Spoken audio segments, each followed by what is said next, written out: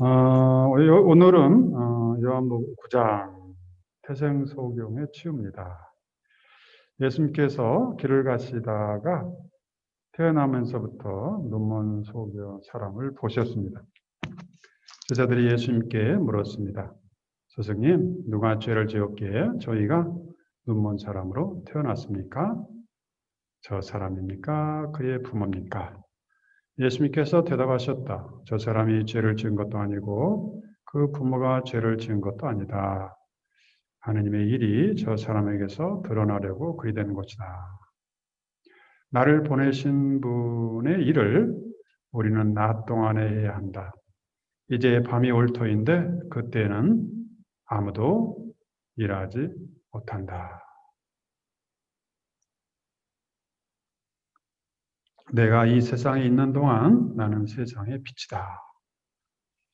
예수님께서는 이렇게 말씀하시고 나서 땅에 침을 뱉고 그것으로 진흙을 개어 그 사람의 눈에 바르신 다음 실로암 못에 가서 씻으라 하고 그에게 이르셨다. 실로암은 파견된 이라고 번역되는 말이다. 그가 가서 씻고 앞을 보게 되어 돌아왔다. 그들이 그러면 어떻게 눈을 뜨게 되었소 하고 묻자 그 사람이 대답하였다.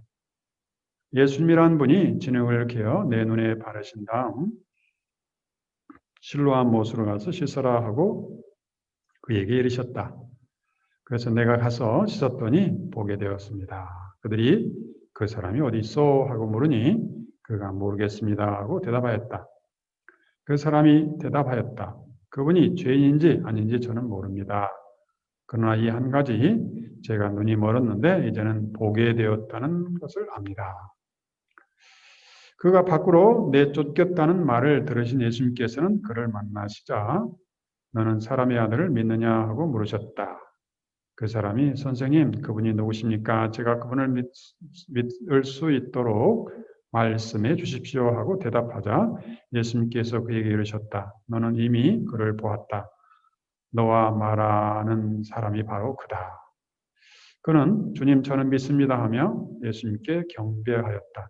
그때 예수님께서 이르셨다. 나는 이 세상을 심판하러 왔다. 보지 못하는 이를 보고 보는 이들은 눈먼 자가 되게 하려는 것이다. 눈먼 이를 치유하는 것은 오직 하느님만이 할 수 있는 영역인데 오늘 예수님이 눈먼 이를 치유함으로써 눈먼 이 치유를 바로 주님이 메시아이심을 드러내고 있는 표지입니다. 예수님께서 나는 세상의 빛이다.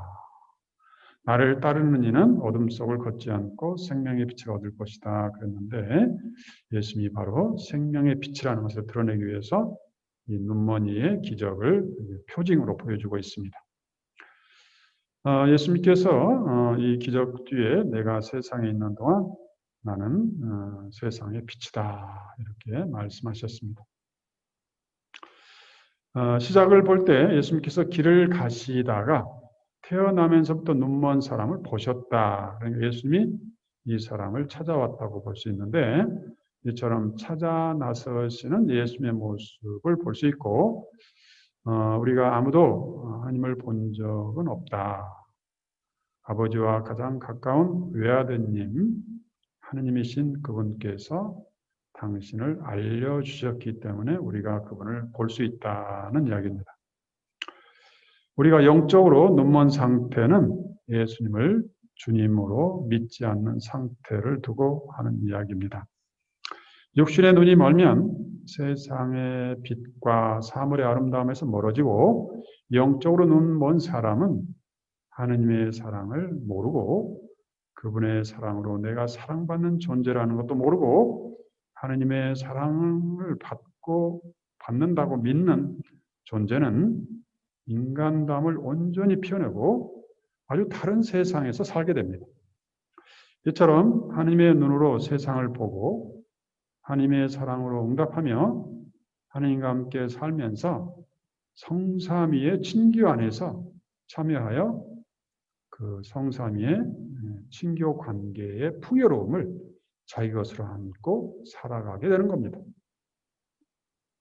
이처럼 예수님께서 길을 가시다가 태어나면서부터 눈먼 사람을 보셨다. 잃어버린 양을 찾아 나서시는 예수님의 모습입니다. 우물가의 여인에게도 당신이 먼저 찾아오셨고 배차타 목가의 병자에게도 당신이 먼저 찾아오실 모습입니다. 이처럼 우리 주님은 잃어버린 양을 찾아 헤매는 그런 분으로 당신을 드러내고 있습니다. 그때 제자들이 예수님께 질문을 하죠. 누가 죄를 지었기에 저희가 눈먼 사람으로 태어났습니까?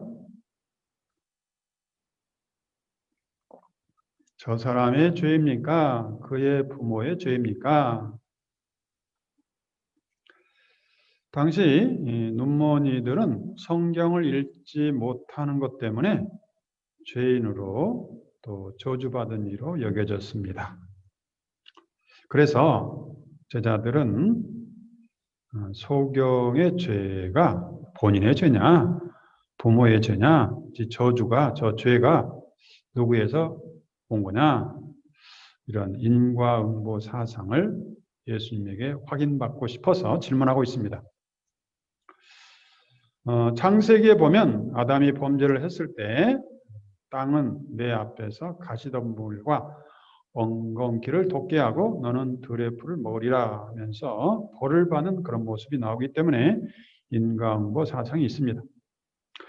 그래서 조상들의 죄가 후손에게 영향을 준다는 말도 있고 또 우리가 실제로 부모의 죄로 자녀들이 고통을 당하는 경우를 우리는 종종 봅니다.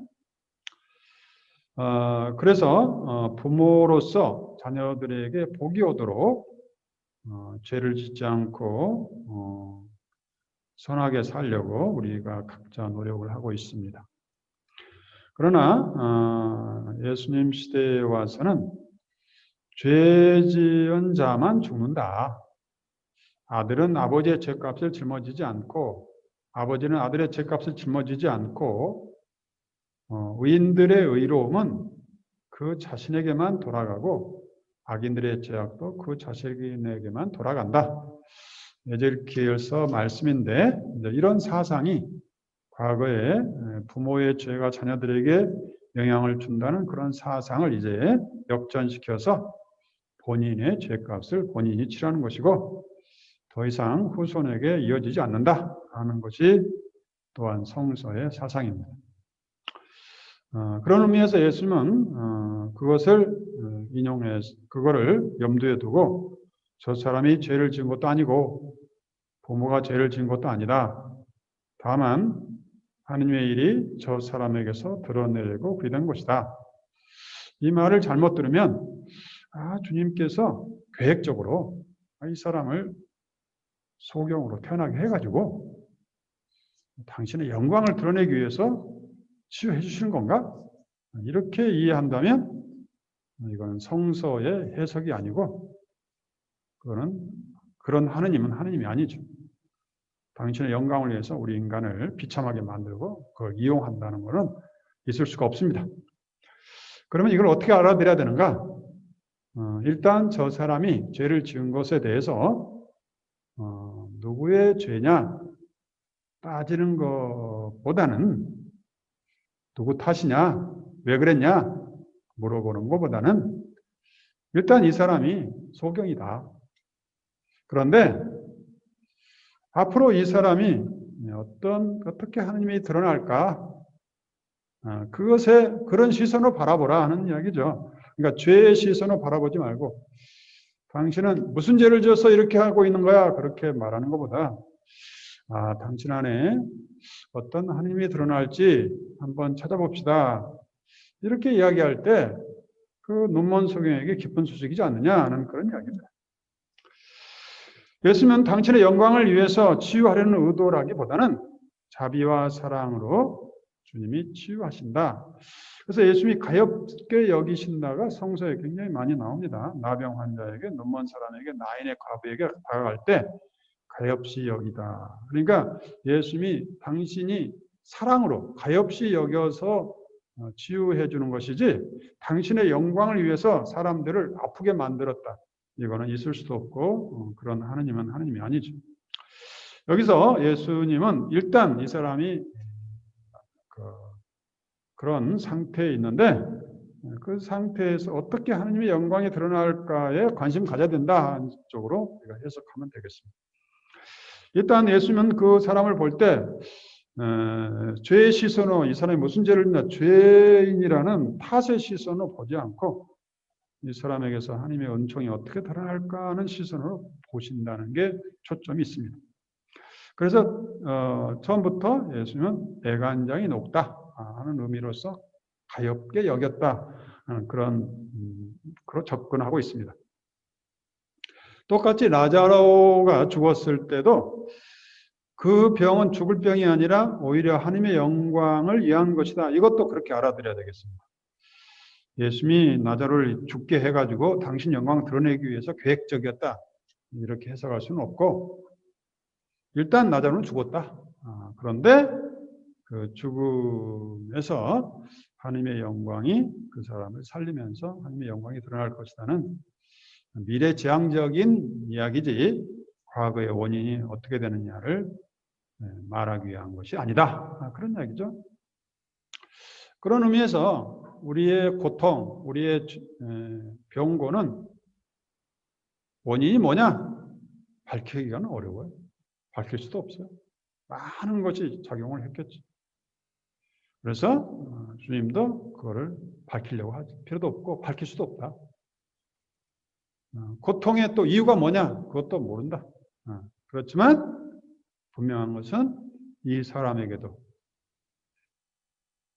하나님의 영광이 드러난다. 물론 일반 모든 사람에게도 영광이 드러나는 것처럼 이 아픈 사람에게도 여전히 하나님의 영광이 드러난다는 것을 이야기하는 게 초점입니다. 그래서 예수님은 저 사람이 죄를 지은 것도 아니고 그 부모가 죄를 지은 것도 아니고 그럼 누가 죄를 지은 거요? 의미가 없다.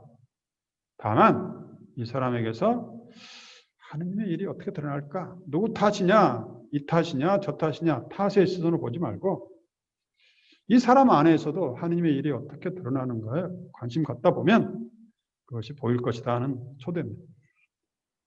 그래서 우리 NLP에서 보면 어떤 일이 발생할 때 왜 그랬어? 하고 질문하기보다 왜 그랬어? 하면 따지게 되고 관계가 나빠지죠. 그리고 미궁 속으로 빠지죠. 원인 밝힐 수도 없는 거고 네 탓이요 내 탓이요 하다가 그냥 전쟁 속으로 들어가죠.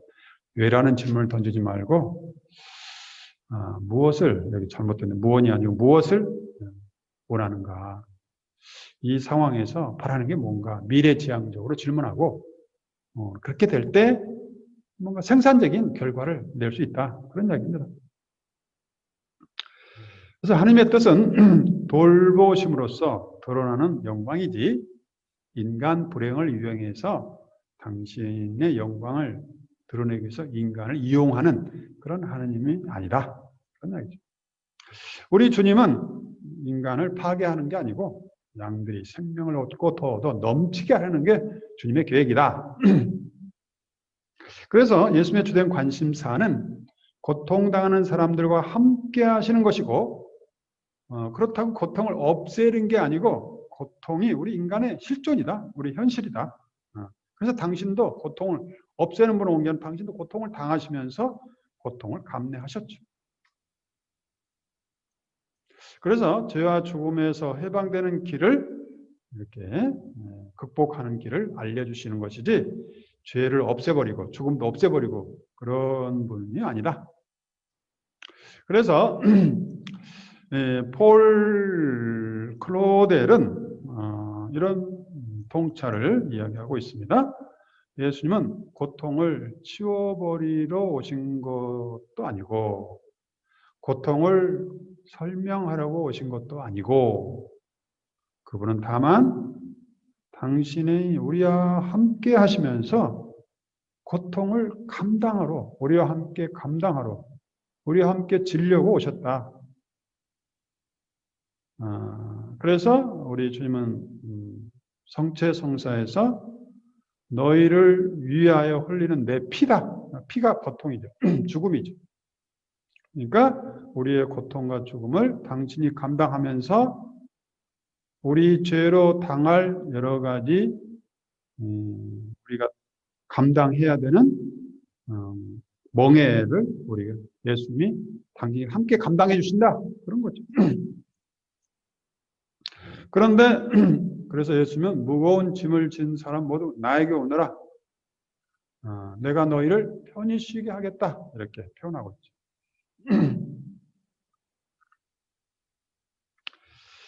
그래서 예수님은 나병과 같은 치명적인 병자에게도 주님이 함께 하심을 드러내면서 당시에 나병은 하느님의 저주받은 자라고 얘기했습니다. 마찬가지로 눈먼 소경도 하느님의 저주받은 사람으로 얘기했습니다. 왜냐하면 이 사람들은 글을 모르니까 성경을 모르기 때문이죠. 그런데 예수님은 나병 환자라고 해서 저주받은 게 아니라 눈먼 소경이라고 해서 성경을 못 읽는다고 해서 저주받은 게 아니다. 이처럼 하느님의 놀라운 일이 드러나고 있으니 하느님의 축복 안에 있는 사람이다 하고 이야기하고 있는 겁니다. 우리가 나병 환자에게 다가가신 예수님의 모습을 보면 오늘 복음인데요. 오늘 주일 복음, 오늘 평일 복음입니다. 어떤 나병 환자가 스승님께서는 하고자 하시면 저를 깨끗하게 하실 수 있습니다. 라고 이야기했는데 예수님께서 가엾은 마음이 드셔서 손을 내밀어 그에게 대시며 말씀하셨다. 내가 하고자 하니 깨끗하게 되어라. 그러자 바로 나병이 가시고 그가 깨끗하게 되었다. 예수님께서는 누구에게든 아무 말도 하지 않도록 조심하여라. 그러나 그는 떠나가서 이 이야기를 널리 알리고 퍼뜨리기 시작하였다.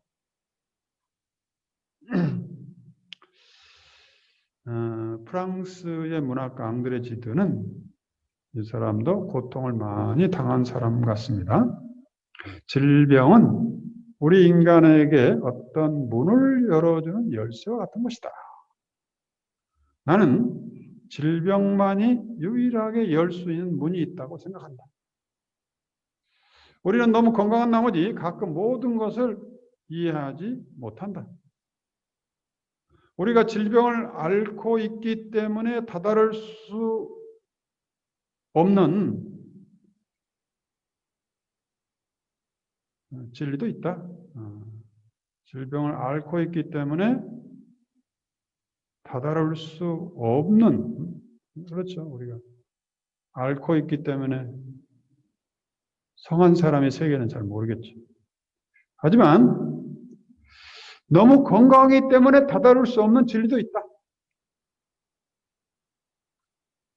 나병 환자의 고통을 우리가 알 수 있어요? 평생 동안 눈먼 사람의 고통을 알 수가 있어요? 모르지. 만약에 내가 그렇게 태어났더라면 내가 세상을 살 용기가 있겠어요? 사람들이 손가락질하고 그러는데 어떻게 보면 이 고통받는 사람들이 이런 장애자가 살기 어려운 상황에서 살아가면서 겪는 새로운 세계가 있는 거지. 그거는 그 입장이 되지 않으면 알 수 없는 게 있다 이거죠. 너무 건강하기 때문에 다다를 수 없는 진리도 있고 관심 밖으로 밀려난 진리도 있다. 자신의 건강에 자신만만한 사람이 무엇인가를 주저하는 듯한 태도를 취하는 것을 나는 지금까지 본 적이 없다. 그러니까 건강에 자신 있는 사람은 뭐든지 선뜻 좀 가볍게 다루어질 수밖에 없다 이런 얘기죠. 그들은 마치 여행이라고는 한 번도 해보지 않은 사람처럼 행동한다. 가난한 사람들의 여행이란 말이 생각난다. 그러니까 가난한 사람들이 고통받는 사람들이 그들만이 경험하고 가는 여정이 있다. 예를 들어서 배고픈 사람들의 처지를 30세끼 먹은 우리가 알 수가 있어요? 모르지. 앙드레 지드는 첫 번째 질병을 어떤 문을 열어주는 열쇠라고 이야기하는 거예요. 그래서 내가 병이 걸리면 일단 나에게 관심 갖게 되죠. 위장이 아프다. 내가 배 상태가 어떤가. 병원에도 가고 나의 관심 갖기 시작하는 나를 알게 되죠. 그러면서 내가 참 소중한 거를 새롭게 깨닫게 돼요. 병으로 인해서. 병 아프기 전에는 나에 대한 관심이 없었어요. 그런데 나에 대한 관심을 갖게 되고 주위 둘러싸인 은인들의 도움이 나를 이렇게 도와주고 의사의 손길들, 그런 좋은 약을 맞는 사람들의 이런 사람들을 생각하면서 고마워지고 질병이란 세계에 갇혀 고통스러운 세계에서 그 사람들에게만 알려주는 인간 신비가 있다.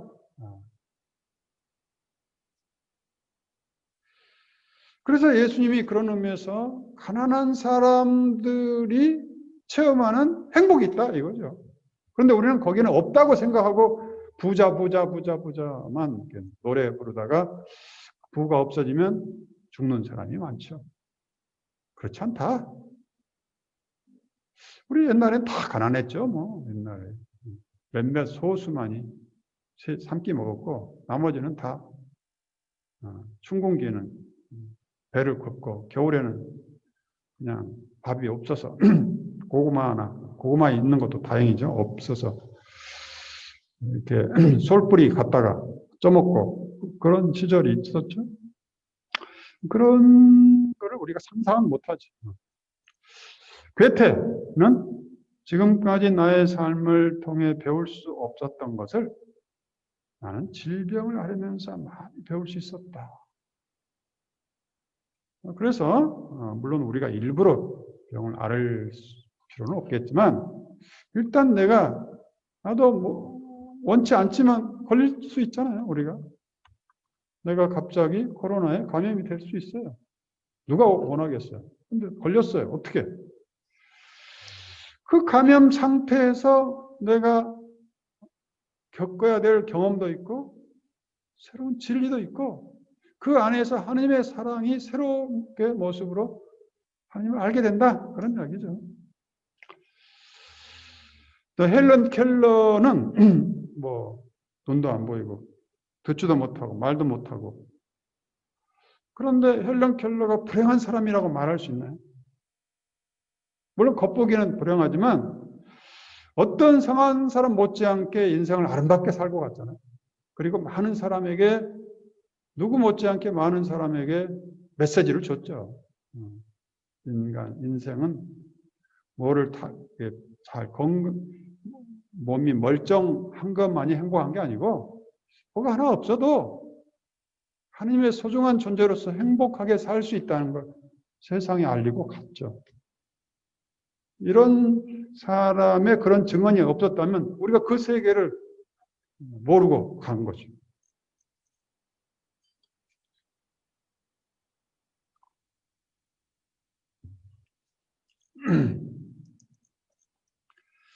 나병이나 에이즈 같은 질병은 정말 인간성을 뺏어가 버리죠. 왜? 죽음을 생각하고 사람들을 피하고 육신이 무너지면서 죽어가는 나병 환자들. 율법은 나병을 하느님을 거부하고 교만의 죄를 지은 벌로 여겼습니다. 그래서 나는 부정하고 노래 부르면서 걸어가야 됐고 사람들이 있는 곳에 와서는 안 됐고 그런데 이 나병 환자는 오늘 주일 복음에 오늘 평일 복음에 나병 환자는 주님께 희망을 걸고 할 수만 있으면 나를 치유해 주신다고 믿음과 희망을 갖고 있었던 다니엘서 말씀은 당신께 희망을 건 사람은 절대 실망하지 않습니다. 이것이 우리 그리스도교의 메시지죠. 예수님도 그거를 증언하기 위해서 오신 거죠. 나병 환자든 눈이 안 보인 사람이든 더 이상 이제 하나님의 저주받은 사람이 아니다. 그 사람도 여전히 하나님의 일이 드러나는, 하나님의 영광이 드러나는 사람이다. 이거를 오늘 복음은 이야기해 주고 있습니다. 그러니까 이 세상에 하나님의 저주받은 사람 아무도 없다. 어떻게 보면 우리 주님은 그런 사람을 더 찾아갔죠. 잃어버린 양 한 마리를 찾아 헤매고 그런 사람을 찾게 되면 99명의 양들을 찾는 것보다 더 기뻐할 것이다. 그런 거. 그는 예수님께 와서 무릎을 꿇고 하고자 하시면 깨끗해질 수 있습니다라고 이야기하고 있죠. 그리고 예수님은 그의 믿음을 보고 환자에게 손을 대고 그 다음에 그가 하는 말을 그대로 반복하면서 내가 하고자 하니 깨끗하게 되어라. 하나님의 손길은 치유하고 받아주고 함께한다는 표지입니다. 일단 그때 당시에는 부정탄 사람은 나병 환자 같은 부정탄 사람은 손대면 같이 부정타기 때문에 손대면 안 되는데 예수님은 더 이상 인간에게 부정이란 없다. 그도 하나님의 소중한 존재라는 걸 선포하면서 손을 대는 거죠. 하나님의 손길 안에 있다는 체험은 병고, 소의 인간성을 회복하고 되는 거죠. 앙드레 지드는 아직 한 번도 알아보지 않는 사람은 수많은 고통에 공감할 수 없다. 그 세계에서 제외된다. 그런 이야기죠. 우리 프란치스코 성인이 되기 전에 방탕한 생활을 하던 시절 중병에 걸렸어요. 그러고 나서 완전히 삶이 달라졌습니다. 그래서 그가 증언하기를 병은 이제까지 내가 붙잡고 있던 많은 것들을 빼앗아가 버렸네. 내가 그렇게 해도 명예를 중요시하고 군인이었거든. 군대. 명예를 존경해서 내가 리더, 지도자가 되려고 그렇게 몸부림쳤고 또 돈을 벌어보려고 그렇게 했었고 쾌락을 즐기려고 그렇게 여자들을 함부로 다뤘고 이런 것들이 다 의미가 없어져 버렸네. 병을 앓고 난 다음에 나는 세상을 바라보는 새로운 눈을 갖게 되었네. 마치 내가 그전에는 아무것도 보지 못했던 것처럼 그런 것들이 별로 보이지가 않네. 이제 보아도 의미가 없네. 이처럼 병은 우리 안에 기존의 가치관을 송두리째 바꿔서 하느님께 향하도록 해주는 것입니다.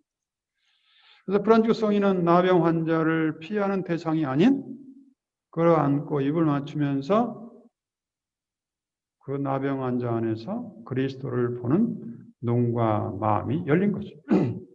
이게 이미 있었던 건데 이제 병을 통해서 그것이 깨어난 거죠.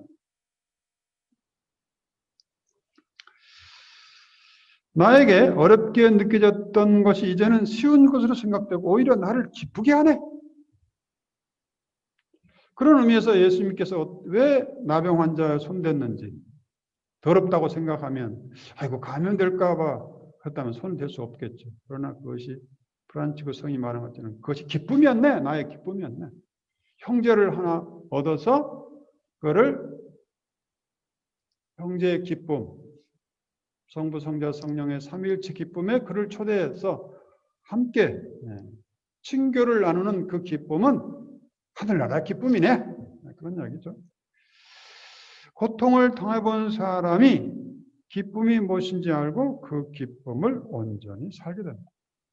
그렇죠? 이 나병 환자는 이야기하지 말라고 그랬는데 그걸 가둬놓을 수가 없죠. 온 동네 가서 이야기하는 거죠. 살아있음의 기쁨, 만남의 기쁨,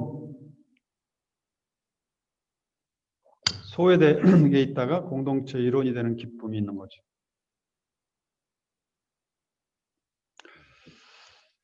자, 오늘 복음에서 예수님이 우리가 이 소경을 알려고 하는 것도 아니고 나병 환자를 배우려고 하는 것도 아닙니다. 소경을 통해서 예수님이 어떤 분인가, 나병 환자를 대하는 예수님의 모습에서 예수님이 어떤 분인가를 알고 사랑하고 그분이 내 안에 살아있게 하는 게 바로 복음 묵상의 목적이에요. 그런 의미에서 복음 중심, 주님 중심 묵상이라고 하는 겁니다. 자, 예수님께서 내가 이 세상에 있는 동안 세상의 빛이다 그러시고 땅에 침을 뱉고 그것을 진흙으로 개어서 그 사람의 눈에 바르신 다음 실로암 못으로 가서 씻으라. 그가 가서 씻고 앞을 보게 되었다. 진흙으로 눈을 띄웠다. 눈을 뜨게 했다. 진흙을 개어 눈에 바른 다음 이거는 바로 하나님께서 진흙으로 사람을 만들었다는 그것을 연상케 하죠. 재창조에 참여했다. 그런 얘기죠. 실로암 못에 가서 씻어라. 이거는 당시 못은 동네 한참 밑에 내려가야 되죠. 한참 동안 걸어가야 되는 거.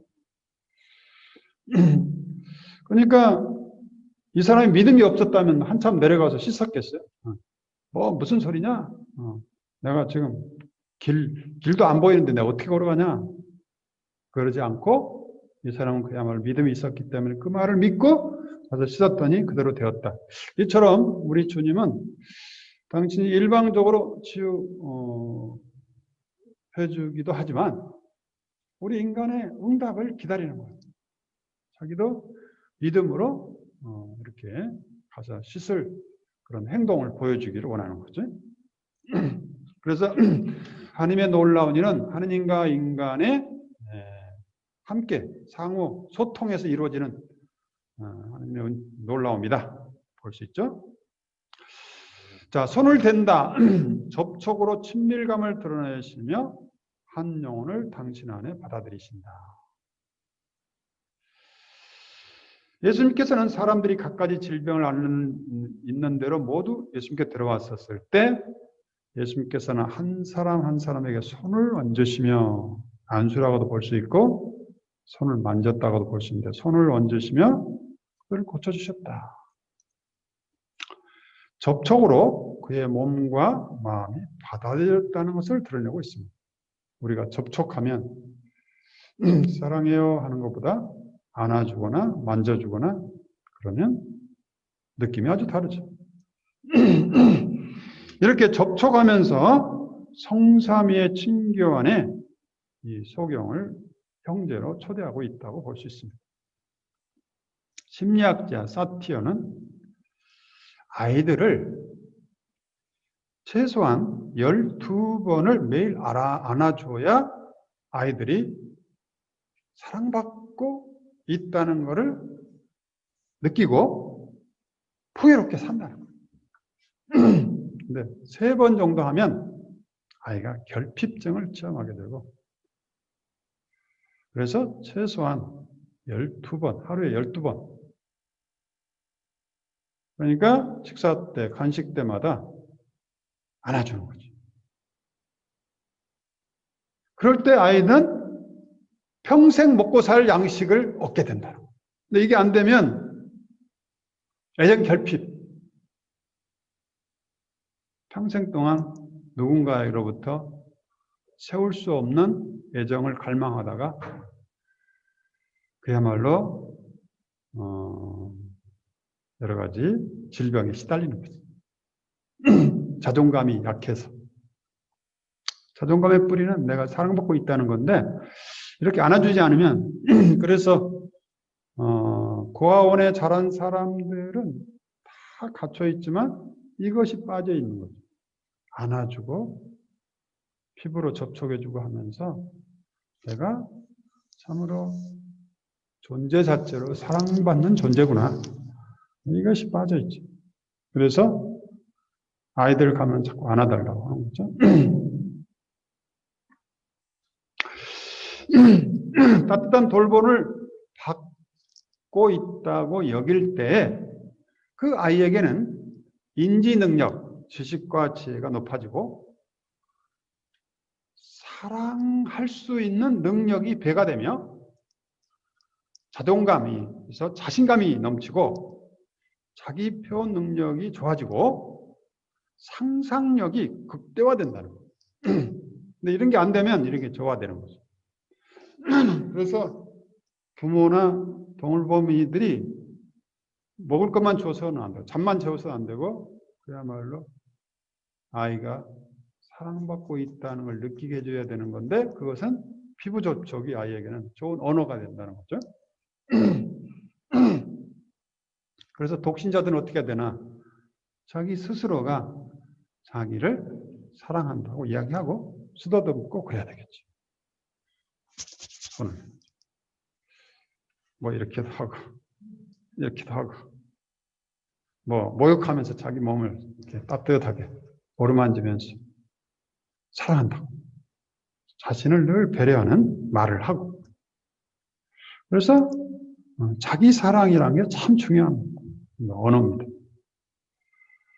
그래서 의식적으로 내가 나를 사랑한다는 걸 하루 종일 노래처럼 부른 사람의 하루하루는 기쁨으로 충만합니다. 그건 내가 마음만 먹으면 언제든 할 수 있잖아요. 그 다음에 NLP로 넘어갑니다. NLP에서 오늘은 의사소통, 대화, 뭐 영어로는 커뮤니케이션이라고도 하고 다이얼로그로도 하고 그러는데 여튼 우리가 사는데 의사소통은 아주 필수적인 거죠. 대화 중에 전달이 안 되는 경우가 우리가 점점 겪고 있죠. 아이들과의 대화도 그렇고 부부와의 대화도 그렇고 때로는 친구와 대화 중에 오해해서 생기는 문제들이 발생하죠.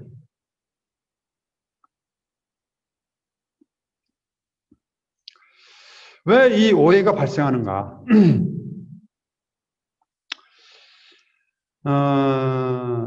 의사소통만 잘 되면 인간 문제는 문제가 거의 없죠.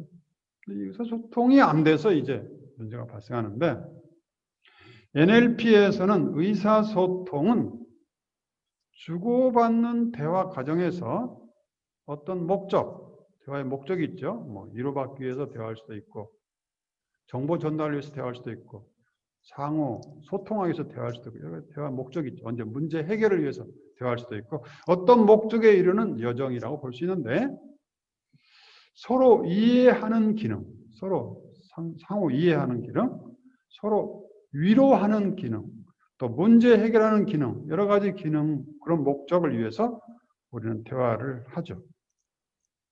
그런데 대화하는데 우리가 기억해야 될 것은 우리가 대화할 때마다 작동되는 프로그램이 있다 이거예요. 상대방이 사랑한다고 말하면 내가 그 사랑을 어떤 의미로 받아들이고 그거를 어떻게 언어화해서 어떤 것은 간직하고 어떤 것은 버려야 될지 하는 내 안에 프로그램이 있다는 거예요. 이거를 뇌 속의 언어라고 합니다. 뇌 언어맵. 뇌 프로그램이 있는 프로그램. 그러니까 우리가 컴퓨터를 생각하면 아주 쉬워요. 핸드폰도 좋죠. 핸드폰에 프로그램이 작동을 하는 거예요. 옛날에 전화기 삐삐는 아주 단순한 프로그램이에요. 신호만 알려줘요. 삐삐 하면 아 전화해라는 소리구나. 거기다가 실제로 전화하기는 어렵죠. 그런데 요즘에는 여기서 전화하면서 다른 프로그램을 찾아가지고 보내줄 수도 있고, 전화하면서 다른 걸 가지고 작업을 할 수 있어요. 이걸 멀티태스킹이라고 그러는데 여러 가지를 할 수가 있어요. 이 안에 프로그램 때문에. 옛날에 삐삐 프로그램은 그냥 소리만 들려주는 거예요. 근데 이게 발전해가지고 지금은 여러 가지를 동시에 할 수가 있어요.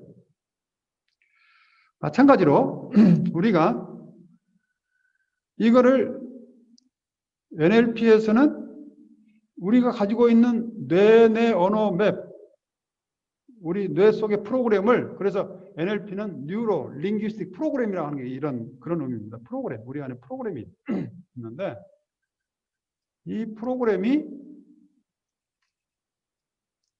사람마다 달라요. 이것 때문에 정보에 오해가 있는 거예요. 상대방이 나빠서 그런 게 아니에요. 오해하려고 내가 삐딱하게 들어서 그런 것도 아니에요. 원래가 이 프로그램이 다 다르기 때문에 어떤 사람은 야, 코끼리 간다. 코끼리를 보는데 그 사람은 코끼리의 모양, 시각적인 게 작동이 잘 돼가지고 그 모양이 뚜렷하게 딱 새겨져요. 그런데 어떤 사람은 그 시각이 발전되지 않는 프로그램이에요. 무엇이 발전됐어요? 그 색깔만 발전해요. 코끼리 모양은 안 보이고 코끼리 그 회색 그것만 딱 하겠어요. 야, 너 뭘 봤어? 회색 같은 뭐가 봤는데 그렇게 해요. 나는 코끼리가 굉장히 집체 많은 코끼리를 봤어. 그래? 다 사람마다 다 달라요. 그래서 우리가 대화하면서 우리 안에 있는 뇌 속의 언어 지도가 그러니까 이게 뇌 안에 사람들이 말하면 그걸 받아들이고 해석하는 뇌 프로그램이 달라요. 왜? 과거 경험이 다 다르니까. 이걸 옛날 그런 책이 있었죠. 화성에서 온 남자, 금성에서 온 여자. 아주 다른 세상에 살았기 때문에 어떤 가정은 상하 위계적인 가정의 프로그램화가 돼 있어요. 뭘 보면 늘 위계적으로 바라봐요. 누가 높냐? 그런데 금성에서 온 그 가정의 뇌 속에는 평등이 있어가지고 누가 말하면 높냐 낮냐로 본 게 아니라 어떤 말에서 진리가 있느냐로 먼저 캐치하려고 하는 거예요. 그러니까 보는 관점이 다르니까 해석하는 내용이 다르고 저장하는 내용이 달라가는 거예요. 그래서 오는 오해가 있는 거예요. 그래서 같은 성경을 보더라도 우리가 복음 나눔이 하다 보면 다 다른 건 그런 것 때문에. 우리는 다 다른 것을 보고 이야기하는 거예요. 논문이를 보면서 부모의 죄 때문에 그렇다는 사람도 있고 또 자신의 죄 때문에 그렇다는 사람도 있고 예수님은 어떻게 봤어요? 그런 죄를 보지 않고 하느님의 일이 어떻게 드러날까 하는 관점에서 보고 해석했는다는 거예요. zakhe오와 예수님 이야기도 마찬가지예요. 어떤 사람은 zakhe오의 재산 나누는 모습을 보고 매력을 가질 수도 있지만 어떤 사람은 예수님이 zakhe오에게 이 집은 구원을 얻다 하고 외치는 그 기쁨에 참여할 수도 있다. 이거죠. 그러니까 뇌내 언어 맵 안에서 인간의 기쁨에 확장된 언어 맵을 가지고 있는 사람은 그런 쪽으로 볼 것이고 그 다음에 늘 돈 하는 사람은 그 zakhe오가 돈 나눈다는 것 때문에 탁 꽂힐 수도 있다는 얘기죠. 이처럼 같은 것을 보더라도 우리 안에 있는 뇌 언어 맵 프로그램은 다 다르다는 것을 알고 있으면 내가 말한 것을 상대방이 오해하더라도 맞아 그렇게 볼 수 있어 하고 보는 거하고 내가 기껏 말했는데 왜 그것도 못 알아듣고, 이거를 이해 못해서 오는 거. 그래서 상대방 탓이요, 네 탓이요, 내 탓이요 하다가 서로 대화하다가 싸워가지고 서로 말도 않고, 그런 이유가 바로 이런 지식이 없기 때문에 그런 거죠. 그래서 우리 뇌 안의 언어는 각자의 자기 과거 체험에서 얻어진 거. 부모가 어떻게 대화하느냐? 절대 대화하지 않고 그냥 물 떠와, 밥 먹어, 하지 마. 이렇게 말했던 그 가정에서 내내 언어 무엇이 형성됐겠어요? 권위가 형성됐겠죠. 권위 있는 사람은 눈치 살살 보고 권위 없으면 무시하고 함부로 대하고 이렇게 형성되겠죠.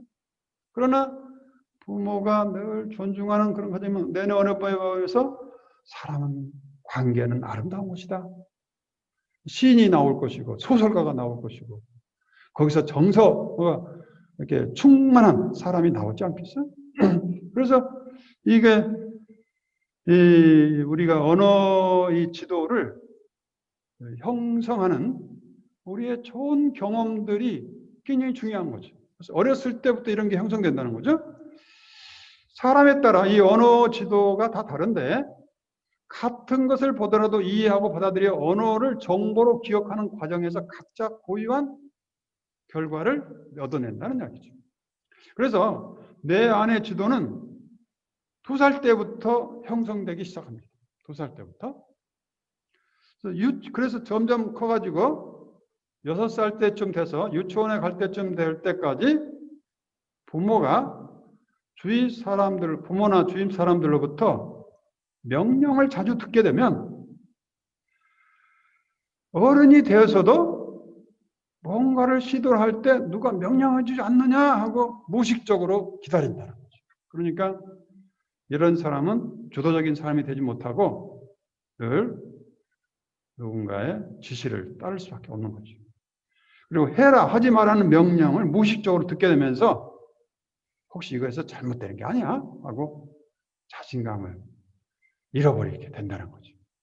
그래서 중학교 입학할 때쯤 되면 아이는 꿈을 꾸기 시작하는데 그때 부모가 너 무엇이 되고 싶어? 네가 바라는 게 뭐야? 하고 NLP에서 요구하는 그런 질문을 던지면 아이의 꿈은 점점 커지는데 근데 반대로 그런 생각하지 마. 공부나 해. 그러면 아이는 금지 명령을 하고 모든 문제를 결정해 주어 버리고 명령으로 접근하면 아이는 주도권을 빼앗긴 아이로 자기를 평가절하하고 금지 명령에 생각 없이 따르거나 아니면 아예 부모와 대화를 차단해버리는 그런 경우를 당한다는 거죠. 그래서 우리 내 안에 지도가 유년 시절에 부모와의 의사소통에서 얻어진 것들이 많고 언어와 함께 가치관, 부모가 뭐를 가치 있게 보는가, 내가 존재 자체로 소중한 가치가 있는가, 아니면 내가 늘 성적을 가지고 몇 점 맞느냐에 따라서 내 가치가 결정되는가. 그렇다면 그것이 내내 언어에 형성돼서 성적이 좋을 때는 내가 기쁘지만 성적이 나쁠 때는 나는 사람도 아니야. 이 가정에서 없어져야 돼 하면서 열등감에 사로잡혀서 그런 해석 체계가 언어 맵이 형성되는 거예요. 그러다 보니까 신념체계가 뭐예요? 잘한 사람은 사람이고 공부 못한 사람은 그냥 선덕거리야. 그런 신념체계 형성돼서 아이가 그런 잘못된 가치관과 신념체계 희생자가 될 수 있다는 거죠. 그리고 내가 누구냐? 정체성이 존재 자체로 소중받는다는 그런 정체성이 아니고 능력에 따라 결정되는 정체성이면 이거는 정말 힘든 거예요. 왜? 우리는 늘 1등 할 수는 없거든. 1등 할 때는 우쭐할 수 있지만 1등 못 할 때는 늘 숨죽이고 지내야 되는 그런 정체성이 형성되는 거예요. 열등감이죠. 나는 존재 자체로 공부 잘하든 못하든 부모님의 사랑 덩어리야. 이게 주님의 말씀 아니에요? 너는 내 사랑하는 아들, 마음에 드는 아들이다. 내가 아버지께서 나를 사랑한 것처럼 나도 너희를 사랑해왔다. 나를 사랑하는 사람은 내 안에서 멀고 나도 그 안에서 머문다. 이만큼 우리 정체성을 분명히 해준 말씀이 어디 있어요? 그런데 우리는 이 생각을 전해주지 않고 끊임없이 능력으로 전하면서 좀 능력이 좋으면 좋아하고 능력이 나쁘면 비교해가지고 야, 너 저 사람도 못하. 아이를 열등감에 젖게 하는 거지. 그런 게 내내 형성돼서 이제 아이가 공부 잘할 때는 교만한 자가 형성돼서 남을 무시하고 함부로 공부 못할 때는 꼭 숙이고 열등감에 사로잡혀서 왕따 당하고 살아가. 이런 프로그램이 형성되는 거지. 그래서 금지 명령을 듣고 잘하며 결정권과 주도권을 빼앗긴 아이의 뇌내 언어 지도는 자신을 평가절하하고 새로운 일에 자신감이 없게 되고 자기 자신을 100점짜리 하느님이 이 세상을 사람들이 보낼 때는 누구나 다 100점짜리 인생으로 보내는 거 아니에요. 누구나 다 그 사람들이 이 세상에서 하느님의 소중한 존재로 자기를 피워내고 자기 자랑하고 자기를 실현하도록 주님이 보는 거 아니야? 주님이 실수한 거예요? 아니다 이거죠. 근데 인간의 눈이 공부 좀 못하면 머리 좀 아예 하느님이 그걸 원했더라면 다 100점짜리 IQ 300으로 만들었겠죠. 근데 하느님이 그렇게 만들지 않았어. 왜? 그렇게 해가지고는 사람 사는 세상이 아니겠죠. 로봇가 사는 세상이겠죠. 다양한 모습으로 어떤 사람은 손재주가 좋게 만들어 놓고 어떤 사람은 좀 머리는 나쁘지만 사람을 소중하게 여길 줄 아는 그런 인성이 발전돼 있고 다 그런 거지. 그래서 우리가 부모님들이나 윗사람이 아이들에게 하라, 하지 마라 보다는 내가 원하는 것은 무엇인가 라는 질문으로 아이의 앞뒤를 열어주는 관계를 맺어야 된다는 거죠. 아이들에게 공을 던져, 주도권을 던져서 아이들이 스스로 결정하도록 돕는 훈련이 어려서부터 돼야 된다는 거죠. 근데 우리 가정의 현실은 공부만 해. 다 해줄게. 이렇게 자란 아이가 어떻게 세상에서 자기 주도권을 자기 인생의 주인으로 살 수 있겠어요? 공부만 했던 어떻게 보면 다른 거는 아무것도 할 줄 모르는 결정권이 없는 세상을 살려면 모든 게 다 스스로 결정을 해야 되는데 그러면서 실수도 많이 할 텐데 그 경험을 어디서 해요? 어려서부터 하지 않는 사람이 갑자기 그게 능력이 생기나요? 어떻게 보면 우리가 자녀들에게 성적을 좋은 아이 만들면서 절름발이 우리 절름발이를 뭐라고 그래요? 뭔가 결핍됐다고 보죠? 그러니까 이 사고하는데 뭔가 관찰, 판단, 실천이 기본이거든요. 근데 관찰하고 판단하고 실천하는 이것을 다 부모가 해줘버리고 결정된 것만 따라서 하면 돼. 공부란 게 뭐예요? 남이 해놓은 거 다 외우는 거 아니에요? 외우는 거. 그런 것은 이제는 누가 다 해요? AI가 다 해버리는 거지. 그러니까 이제는 별로 미래 세대에 도움이 안 되는 사람으로 양성되고 있는데도 불구하고 아직도 계속 쉬운 길 결정해버리고 그냥 따라서 하면 돼. 성적만 올려. 이렇게 지금 가고 있는 게 안타까운 거죠. 삶의 결정권과 주도권이 자신에게 있어야 동기부여가 되는 거고 그리고 자존감이 커가고 그러면서 실수도 하지만 그 실수가 실패가 아니고 성장의 좋은 밑거름이 될 좋은 양식이 될 지렛대라는 것을 이해하게 되는 거죠.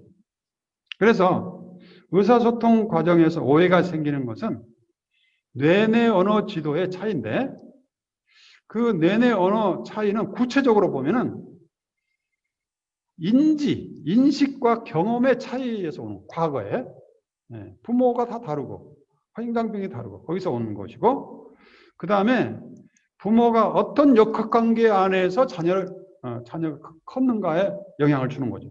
수직관계냐 수평관계냐 배려하는 가정이냐 아니면 함부로 대하는 가정이냐. 그 다음에 우리 언어 습관들이 있죠. 언어가 정말 존중하고 배려하는 언어인지 아니면 그냥 내뱉는 언어인지 그냥 사투리 막 써가지고 그냥 막 사람들을 그냥 자기 마음대로 해버리는 건지 아니면 상대방 배려하면서 말을 골라서 하는 건지 이 언어 습관들. 그 다음에 상황 이해도가 아주 필요하죠. 우리가 왜 이해를 잘 못하는가? 미국 사람이 갑자기 와서 나 저기 배불러. 뭐 잘 먹었어. 그러면 상황 이해 모르면 배부르다는 소리 뭔 소리인가? 나는 부모님이 너무 잘해줘서 배부르다는 소리지 정말 배가 불러서 그런 소리가 아닌데 이 상황 이해가 굉장히 중요한 거죠. 그 다음에 가치관의 차이, 가치관. 그 다음에 위치, 역할, 성격, 문화, 성별, 나이 차이 이런 모든 것들이 우리 내내 언어 맵에 형성이 돼서 커뮤니케이션에 영향을 주고 있다. 그래서 우리가 언어에서 중요한 게 자신과의 의사소통입니다. 자신과의 의사소통. 다른 사람과 의사소통하기 전에 자신과 의사소통이 잘 돼야 돼요. 이런 것이 우리가 잘 못 들어보죠. 다른 사람과 의사소통이 서투른 사람들은 자신과의 의사소통도 어떻게 할 줄 모릅니다. 그래서 자신과 의사소통을 배워야 돼요.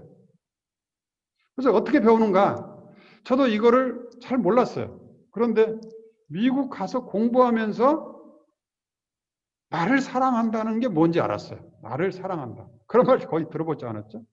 늘 남을 사랑하고 남을 친절하게 잘해라. 그리고 이기적이 되지 말란 말은 많이 들었지만 나를 사랑하란 말은 내가 별로 못 들은 것 같은데 나를 사랑한다는 게 정말 중요한 거예요. 성서에도 나오잖아요. 이웃을 사랑하되 누구처럼? 나를 사랑한 것처럼. 주님의 명령이에요. 나를 사랑해라. 그리고 그 사랑을 이웃까지 펼쳐라. 내가 나를 어떻게 사랑하는가? 주님께서 나를 사랑하는 것을 사랑하는 거죠. 주님께서 나를 어떻게 사랑하는가? 주님은 나를 있는 그대로 존재 자체로 사랑한다는 거죠. 능력에 따라 사랑하는 것도 아니고. 그래서 내가 나를 바라보면서 내가 뭘 잘하기 때문에 내 능력이 좋기 때문에 늘 성공적이기 때문에 돈을 잘 벌기 때문에 나를 사랑하는 게 아니고 주님이 나를 본 것처럼 나를 편안하게 따뜻하게 바라보는 것이 사랑하는 거예요. 대화하는 거예요. 눈을 감고 눈을 뜨면 다른 게 보이죠. 눈을 감고 자신을 바라보는데 편안한 자세로 눈을 감고 나를 바라보는 거예요. 상상으로 바라보는 거죠. 내 안을, 내 마음을, 자신의 내면을 의식하는 거다고 볼 수 있죠. 첫 번째는 우리의 호흡을 의식합니다. 이 호흡을 의식을 하는 거. 숨이 들어오는구나. 숨이 나가는구나. 이 간단한 게 굉장한 효과가 있어요. 숨 한번 끊어지면 끝장나는 거예요. 근데 숨이 들어오고 나가는 그렇게 평생 동안 들어오고 나오는데 내가 이 숨에 대해서 의식하고 네가 내 목숨 살려줘서 고맙다. 이 이야기가 시작되는 거야. 숨이 얼마나 기뻐하겠어요.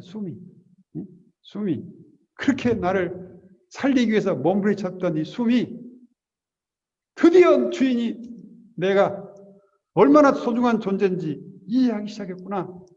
숨이 춤을 추면서 들어오지 않겠어요? 춤을 추면서 나가고 그래서 숨을 의식하고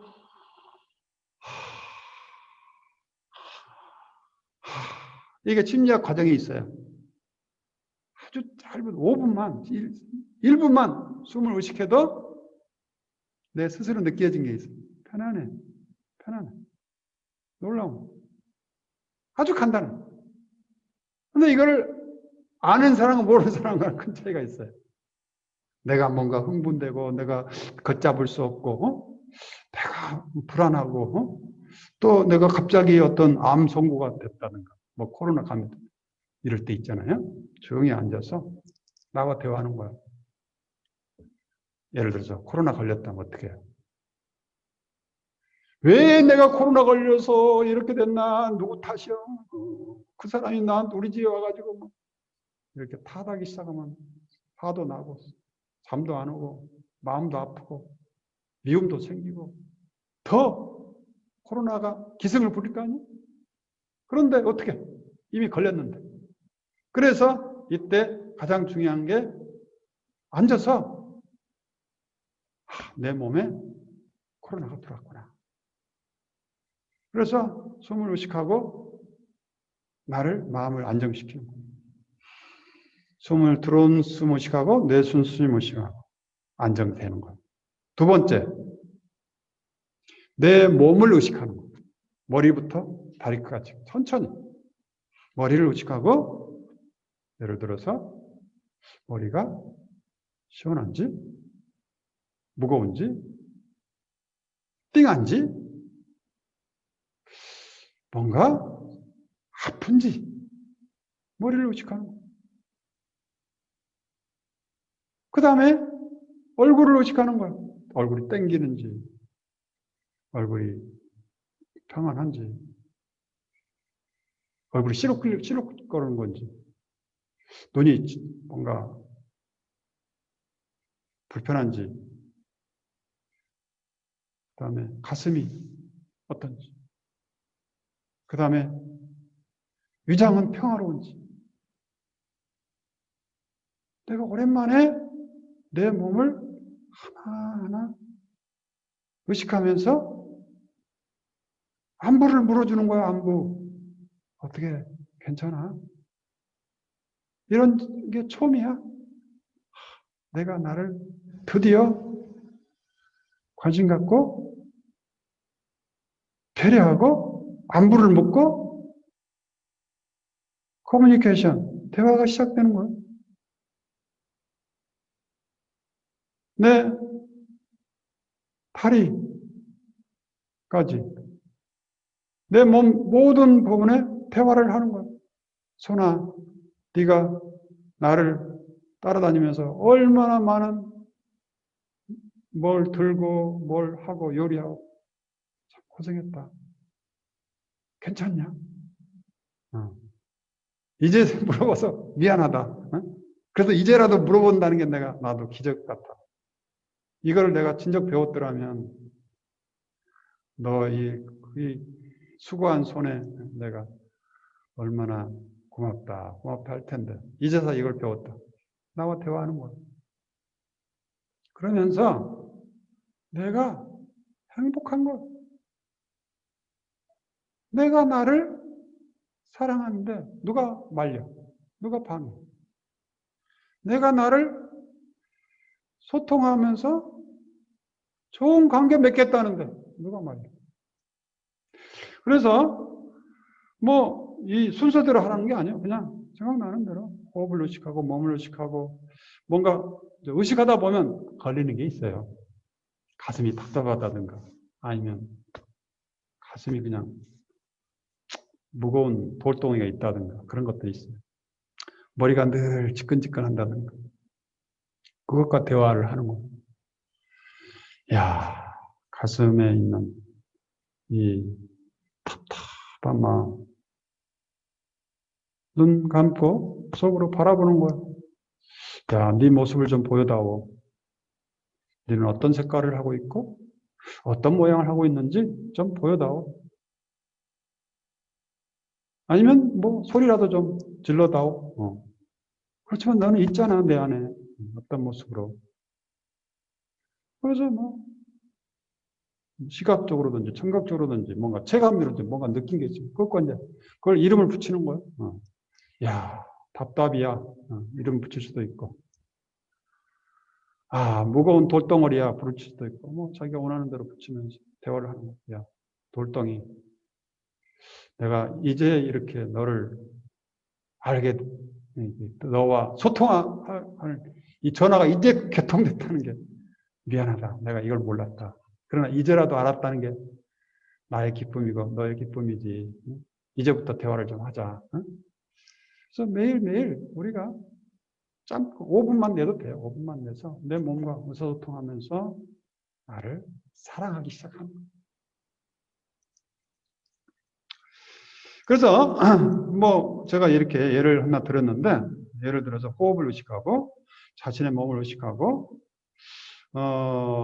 요즘에는 심리학에서는 내면 아이라고 그랬죠. 내 안에 어렸을 때부터 사랑받거나 아니면 사랑받지 못한 아이가 있다는 거죠. 내면 아이라고 그러는데, 이 아이와 대화하면서 끊임없이 아이가 받지 못한 사랑을 지금이라도 해주는 거죠.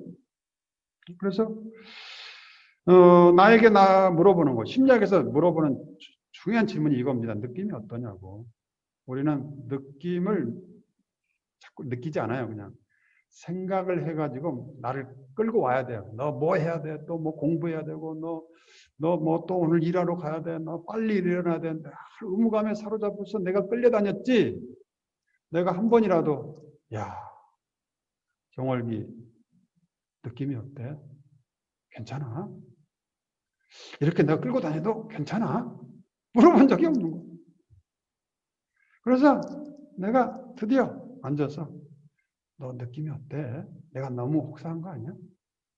그래서 이 누님이 이제 침침하고 요즘에 무슨 병원에 가야 될 것 같은데 눈 어때? 괜찮아? 울고 싶었어? 짜증난다고? 그래, 한번 울어보자. 나도 울고 싶다. 같이 울어주는 거지. 그 느낌을 함께하며 그렇구나. 함께 울고 함께 웃고, 그리고 야, 네가 바라는 게 뭔지 알고 싶다. 어떤 형식으로 나한테 좀 알려다오. 그래, 좋아. 그것이 이루어지고 싶구나. 뭐 울고 싶다든가 아니면 밖에 나가고 싶다든가 아니면 나를 알아줘서 고맙다든가 뭔가 느낌이 있겠죠. 말로 드리는 건 아니고 내 어떤 떠오르는 생각들이 있겠죠. 그래, 어떻게 하면 좋을지 나에게 좀 이야기해다오. 꼭 그거를 듣지 못하더라도 내가 이런 식으로 그 내면 아이에게 내가 무슨 억누르는 그거에게 대화를 한 자체로 그거는 행복하게 여겨진다고 해요. 우리가 그런 걸 해보면 느껴져요. 그리고 가 나와야 돼요. 그렇구나. 그렇게 하면 되겠구나. 내가 뭔가 막히면 물어보면 돼. 야, 이때 어떻게 하면 좋은지 네가 나보다 더 나를 잘하는 것 같아. 인정해주면 좋아하는 거예요. 그리고 자꾸 질문하는 게 그래, 지금 느낌이 어때? 이렇게 대화하니까 느낌이 어때? 좋지. 이렇게 자주 하자고. 그러면서 마지막으로 사랑해. 내가 나를 사랑한다고 반복을 자주 해야 돼. 무의식적으로 나올 때까지. 사랑해. 내가 사랑이 막 나를 믿는 사람은 그 사람 속에서 샘솟은 물이 강물처럼 흘러나오게 될 때까지 주님이 나에게 사랑한다고 하는 것처럼 나도 사랑을 반복해야 돼. 이게 굉장히 중요한 부분.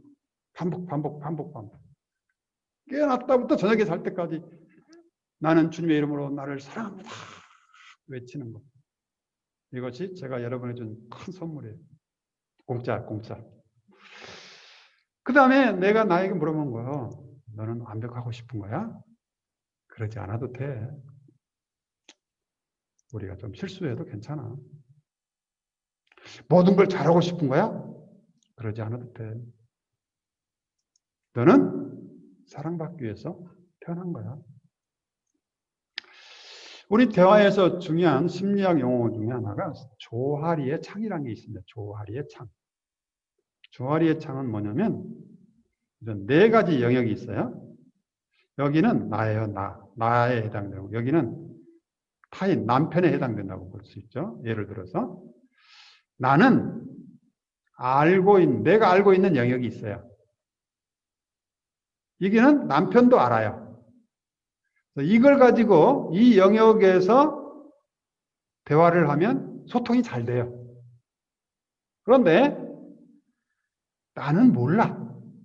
그런데 남편은 알아. 이거 가지고 대화하면 나는 모르게 장님이기 때문에 소통이 안 돼. 남편은 답답하다고 나한테 이야기하겠지. 그 다음에 이 영역은 나는 알아. 남편은 몰라. 그러니까 내가 숨겨놓고 의도하지 어쨌든 내가 숨겨놓은 부분이야.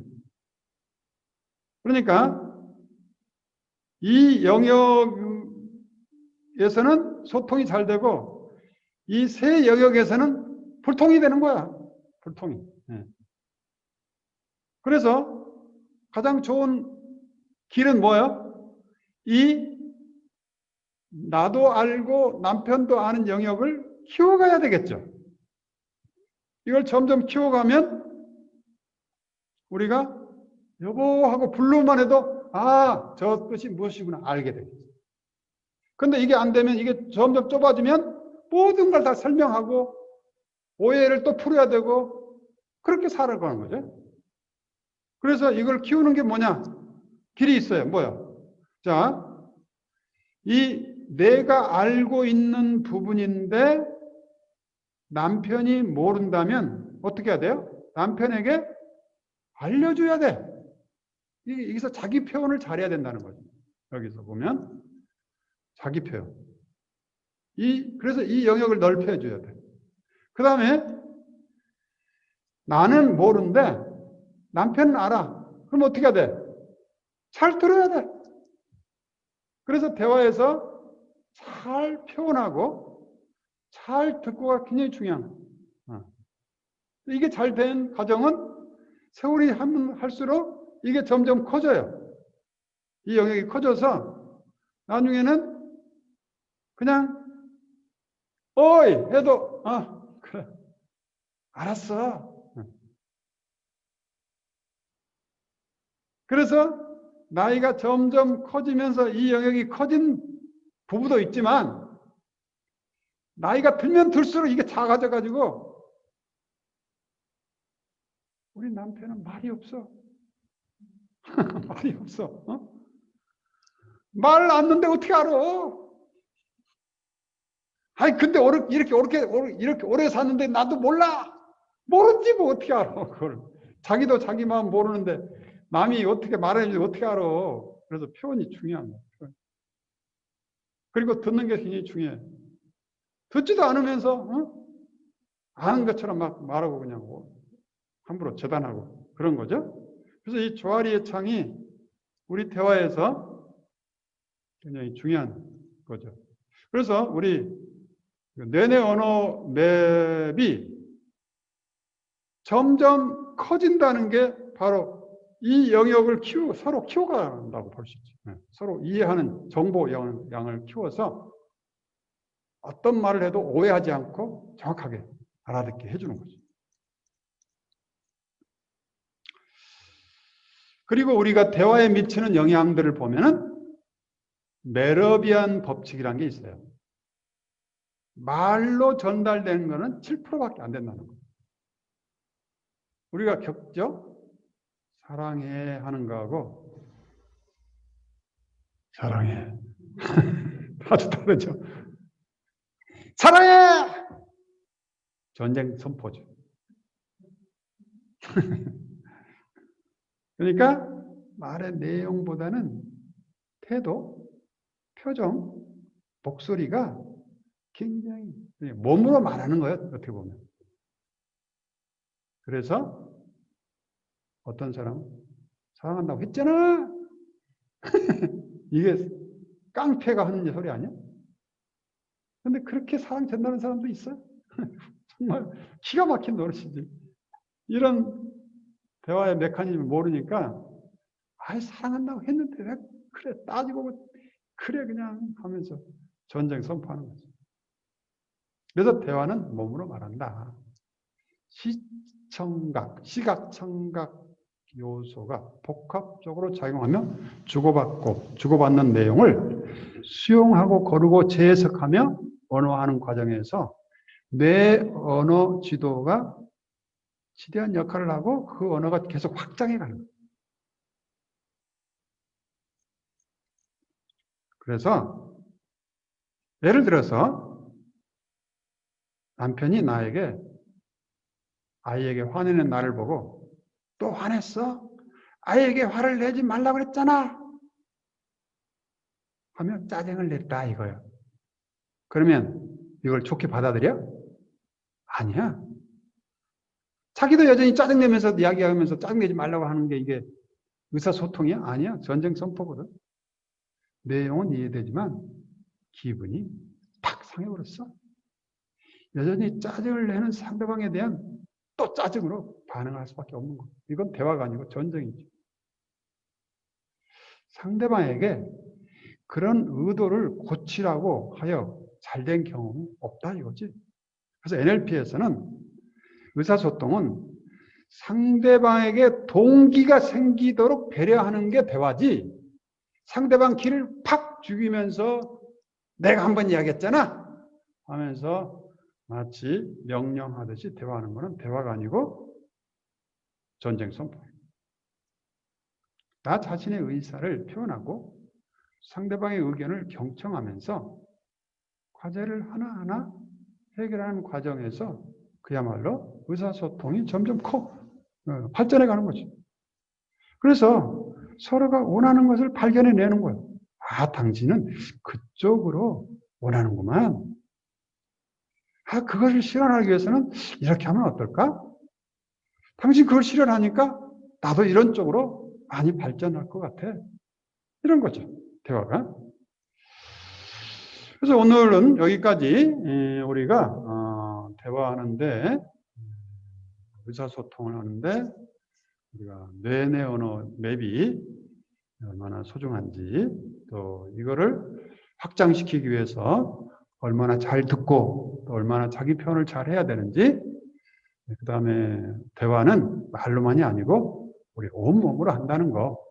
그래서 대화하기 전에는 분위기를 잘 맞춰야 돼. 정말 기도하는 마음으로 촛불을 켜놓고 우리가 기도하듯이, 여보 내가 당신 말 듣고 싶어. 상대방의 분위기를 좀 낮춰주고, 정말 대화할 거 있으면, 그래서 기분이 뭔가 상하고 있을 때는 대화 않는 게 좋지. 대화 않는 게 좋고, 그다음에 좀 가라앉히고 차 한잔하고 뭐 간식도 좀 먹고 기분이 좀 가라앉을 때, 여보 나 이 주제 가지고 대화할 때는 준비됐는가? 그래도 아직 준비 안 됐다 하면 기다려야 돼. 근데 그렇지 않고 했다 백발백중 전쟁 끝나고 며칠 동안 말 않고 더 말을 않는 것보다 못하게 돼버리죠. 그래서 우리가 정말 커뮤니케이션은 내 말하는 게 아니고 상대방을 뭐가 하고 싶도록 해주는 초대지, 뭔가 일방적으로 뭔가 선포해가지고 뭔가 설득해서 뭔가 해결해 보려고 하는 게 아니라는 걸 우리가 이해한다면 대화가 좀 더 발전하지 않을까 생각을 합니다. 네, 1시간 거의 20분 동안 이렇게 대단한 열정과 인내를 가지고 참여해 주셔서 감사합니다. 성부와 성자와 성령의 이름으로 아멘. 영광이 성부와 성자와 성령께 전과 같이 이제와 항상 영원히 아멘. 성부와 성자와 성령의 이름으로 아멘. 네, 감사합니다.